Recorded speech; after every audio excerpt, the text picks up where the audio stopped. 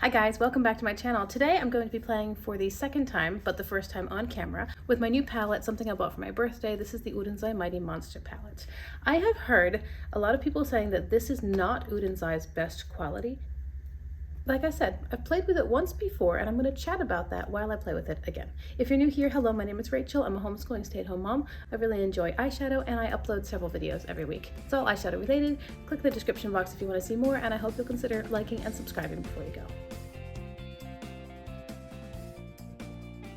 I do have a palette pull-in, which I may incorporate in today's look. Palette pull-in is a project I've set for myself, kind of like No Pan Left Behind, where I use every shade in a palette, except I'm making myself use them in consecutive order. So I'm working through the Allure palette from Blend Bunny Cosmetics, and I'm actually almost done this palette. Today I'm starting the very final row. This is the shade Black Sea, and at first I thought it was a super deep cocoa color, but actually I think it's just a black matte. So it won't be a difficult thing to incorporate this into my eye look today. But I want to play mainly with the Oden's Mighty Monster palette. This is the second iteration of their legendary Diversa trio. Originally they collaborated with Annette from Annette's Makeup Corner, Judy, and Tina from the Fancy Face.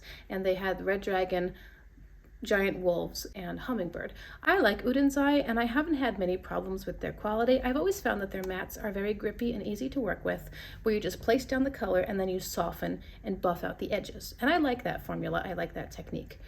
I have had some problems with hard pans in their shimmers, and they definitely have some different textures. Some of their shimmers are more iridescent topper sorts of shades, and other shimmers might be more creamy with some fallout, a bit chunkier.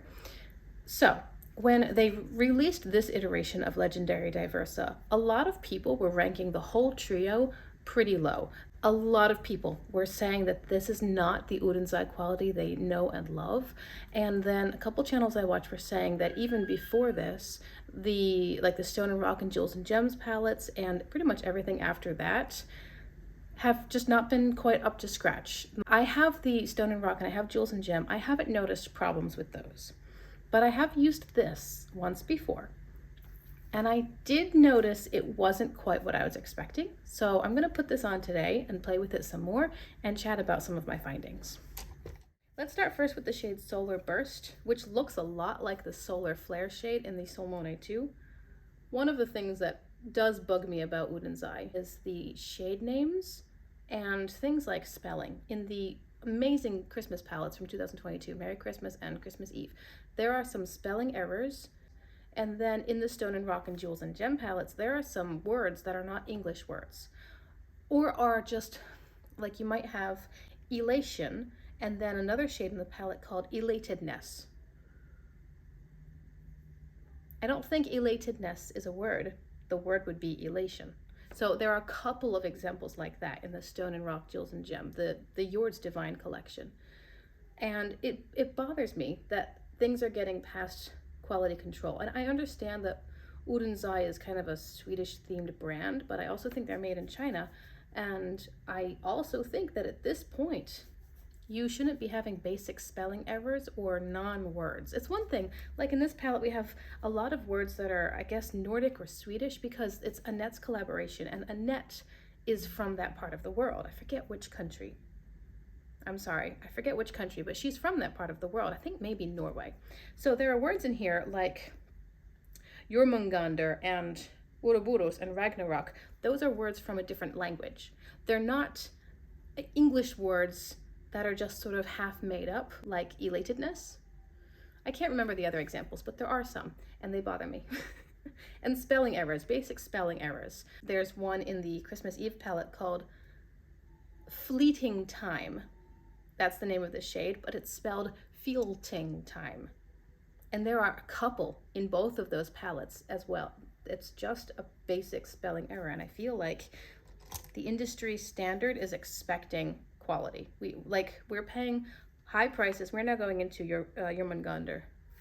We are paying kind of high prices for these shadows and are expecting everything from the quality of the shadows to the quality of the packaging to the quality of quality control to be on point. So they bother me. But also, like I said, Ouroboros, that's already an existing shade in a different Oden's palette. The Ouroboros is a dark green, I think, in the Hella palette when they collaborated with Angelica Nyqvist the first time.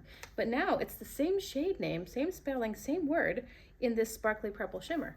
And so I can only imagine that that's confusing for the brand themselves as they're trying to figure out what they've done before if they've got the same name for multiple colors. I can't imagine that that makes it easier on their back end.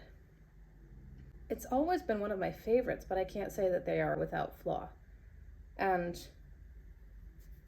as far as this specific palette goes, I'll show you guys the look that I did with it. It's going to be coming up in a while I was out, probably the next one. But I have used it once so far, and I will admit that I wasn't thrilled with using the palette. I thought the look was beautiful. But the palette itself, when it came to actually picking up the shadows, getting pigment payout. Sorry, my daughter came out and needed help with school. But what I was saying was, as far as using the palette, I was a little disappointed because a couple of the shimmers were really, really dry. Not what I'm used to from Oden's Eye. This is not an old palette. It was released this year, I think. They were just dry, and it was like a struggle to pick them up with the brush. I got them with my finger, and then once I laid them down, they were beautiful. They were beautiful once they got to the eye. It was the process of getting them out of the pan onto the eye that was a bit more challenging than it should have been, more challenging than I wanted it to be. And I've gone into this palette with some hesitation at the back of my mind, like, maybe what everybody's saying is correct, and it's not the quality that I'm used to from the brand. Now I've picked up this light blue, which is called Oceanic. Couldn't quite decide if I wanted to use it, so I'm putting it on really, really, really lightly, just here. I was really hoping that I'd love the palette because I think the color story is beautiful. But with my first experience using it being a little bit less than positive, it was a couple of very dry shimmers. This one in particular, this one right here, very dry and just not what I'm used to, not what Oden's Eye has always provided to me. But then this green, this dark tealy matte that I've been using, I don't know if it's a tiny bit patchy or if it's just not blending super well. But it's again, it's not what I'm used to. It's not lining up with most of my experience with Oden's Eye. Can you guys see? I feel like I'm getting some patchiness. Like there seems to be more pigment right here, and then more right over here, and then this patch here, and a bit of patch here, and a little bit right here at the lid, like at the lash line. When you get patchiness, the best way to fix it is to just go in and tap. Don't keep rubbing it, just tap it. I don't know if it's, I don't know. I think, I'm curious to see what will show up in the editing process because it's hard to know what the camera's picking up. And I always just use my phone to record. I'm gonna grab my palette pull-in, the black from Lure, with a small I'm a mess. With a small brush, and just deepen this outer area a little bit more. So my first look with this palette, I did like the look. I thought it was very pretty, but I didn't achieve it effortlessly. It was a little bit of a struggle, and it wasn't totally unexpected because again, there were a lot of people. When you take them and rank them with a group of other palettes, I'm not talking about like a favorite of the three sort of thing, or just a review or first impression of these palettes. I'm talking about after people have had them for a while, used them for a while, and used lots of other things. Monthly rankings, half-year rankings. These are falling rather low. Wow, that really deepened things up a bit. So I went into this thinking that maybe it would be a problem, really hoping it wouldn't though, because I've wanted it and I was so excited to get it. We'll see, I don't know. Let's play with some shimmers. Let's see what's gonna happen with these shimmers. I will pick up Uroburos, which is the purple sparkle, and lay that on the center of my lid. Actually, I'll lay it on most of my lid, honestly. It's pretty. If you watched my recent video, which one was it? Talking about the Sigma Little Mermaid palette. I bought Little Mermaid and Mighty Monster here at the same time, both for my birthday. Both have quite similar color stories. Honestly, I was expecting to like the Sigma one better. We'll see. Now I have, sorry, you couldn't even see that, Electrum, which is the shade up here. I'll put that right here. I mean, this is lovely. The color and the payoff and the sparkle. I've always enjoyed Uden's Eyes shimmers, and their mattes. Their formula in general, but the shimmers are just so sparkly, which is what I love. Now I will take the other Serpent Scales, which is this blue shimmer, blue-green. Do I want to? No, hold off on that. I was gonna put it right here, but I actually like the way the purple's going into the murky, greeny, black teal shades over here. So I'll just tap with the other brush and try to soften that a bit, but that's pretty. I like that. Again, it's a little bit more work. If I pick up the Merry Christmas palette, it's not going to be a problem. I won't struggle with any of the shades, except maybe Elf Wish. Elf Wish in Merry Christmas has hard panned on me, but not so much that I can't get it out. I just wonder, and here I'm picking up Oceanic on a small brush, I just wonder if Uden's Eye is starting to fall in my list of favorites. And I hate saying that, I really do, because I've loved them for so long. I think they do such a great job with formula and color story, and the packaging is incredible. But at the end of the day, it really comes down to formula. And if their formula is not what it used to be, I don't know why it might not be. Maybe they've switched factories or manufacturers. Maybe they have lowered their standards or changed ingredients. I don't know. But it has to be a good formula. It just has to work well. I've also, in the last couple of months, been trying some new to me brands, like Unearthly Cosmetics, I think is my top favorite at this point. It's perfection. The mattes are so beautiful. They're so easy to work with. They're pigmented, they're blendable, they're soft, they're amazing. And the shimmers are gorgeous. All of their shimmers are creamy and sparkly. I love them. I think Unearthly is my new favorite, tip-top favorite for both formulas together. There are some brands where I like one formula better than another. Like Sydney Grace, I just love their mattes, but I'm not in love with their shimmers. And it's not that I dislike their shimmers. They simply don't excite me as much as other shimmers. They're not as sparkly. They're more refined and creamy. So that's an example of, okay, I really like one formula better than the other. That's not the case with Unearthly. Unearthly, they're both fantastic formulas, and I love them.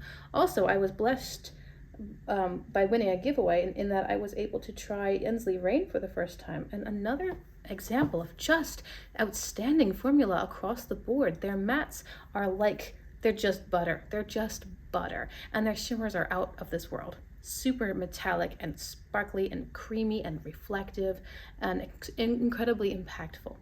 So, I don't know. I don't know if Uden's Eye is going to be able to hold the top spot anymore, especially if their newer releases are not the quality of their older releases. It's like you always want the brands to get better. Like BH Cosmetics started out okay, and then they just got to a point of excellence. Uden's Eye, I know their older stuff was okay, and then they got to a point of excellence, but if now they're starting to go backwards and fall in their standards or their quality or just their production. So I don't think that my tastes have changed. I think it's more a reflection of what the formula is doing, because I'm still absolutely loving my earlier Uden's Eye palettes. I don't know. It's a little upsetting when you see that your favorite might be falling. Now I'm going to pick up a small flat brush and grab that greeny blue shimmer Serpent Scales. I'm going to spray it. I'm trying to pick up Serpent Scales with this flat brush. It's not really working. So I'm going to go in with a different shape. This is a very small detail brush. And instead of trying to pick it up on a flat or flat edges, I'm just sort of rolling this brush in it, and I'm going to have to spray this because it is giving me pickup, or no, fallout. It is giving me some fallout. It's not really staying on the brush very well, and I know that it's just going to drop onto the face. So here is Serpent Scales, and I'm just placing, you see I place it down and then I rotate the brush to get a different side. Is that showing up? It's okay. It's okay. So here we go. This is the finished look, and as far as the final result, I like it. I like it. I think it's pretty. I really like the way the shimmers are sparkling. But as far as using the palette, and this is exactly the same experience I had the first time I used it, where I liked the final result, but I wasn't happy actually applying the shadows, actually using them. I think that some of these mattes are even kind of patchy, which I've not experienced before with Oden's Eye, at least in their more recent formulations. It seems like the shimmers are much more dry. And then one of the shimmers, this one up here, I don't know if you guys can see, it's not necessarily hard pan in that you can't, it's not like, how do I describe this? Do you know when you look at sand, wet sand on the beach, it looks like it's a just smooth, clean surface on top. And if you go to step on it, it's sort of like gives a little bit under the weight of your body, but you don't necessarily fall through. It's got a lot of body underneath, a lot of substance, but it's also kind of gushy and squishy. That's what this is reminding me of. Can you guys see that there's just a dip that's very, very smooth? It's weird. It's weird, and it's really hard to pick up with a brush. And then when you get it with your fingers, it's just like a thinner sheen on the finger. One, two, three. They're all like that. Although the green one, it has a bit more texture, is a little bit flakier, but still they're more like topper shades, and they're not easy to use topper shades. And then this is the one that I found to be the most dry, and I haven't even touched this one yet. They're all really dry. I could swatch any, even my old Oden's Eye palettes from my collection, and I don't think any of them would be this dry. And then this matte here, this blue one, is almost the whole lower lash line. It's not as pigmented as I was expecting, and the color doesn't go as far. If I load up my brush, I still only got a little bit of color actually applying before it just faded away. And so I had to go back in, load my brush again, and go back in. And this is a tiny space. I mean, I was using a small brush, but it's a tiny space. And usually that brush, if I pick up a Blend Bunny matte, it's gonna go the length of the under eye lid in just one dip. But I had to dip in multiple times. I'm disappointed. I am disappointed. I'm glad I only paid $20 for this. I got it for like 50% off secondhand. I don't think I'm gonna get rid of it right off the bat, but I don't think it's definitely not my best Oden's Eye palette in my collection, and I'm disappointed. I think it's pretty. The color story is nice, and I'm at least happy that I can get a pretty result. Like, I think this eye look is very pretty, but making the eye look a reality was too much of a challenge, and that's what's annoying me. Let me tell you what I did to finish off. In my waterline, I used white, which I guess I put away. No, here it is. I used white in my waterline. I do have some mascara on, and then on my face I've got this ColourPop blush. It's from their Mulan collection. It's the shade Matchmaker. It's almost nothing on my skin. I use it sometimes. Their lip oil in the shade Paper Pansy, and then the ABH Aurora Glow Kit. I used this one as a highlighter. So that's everything.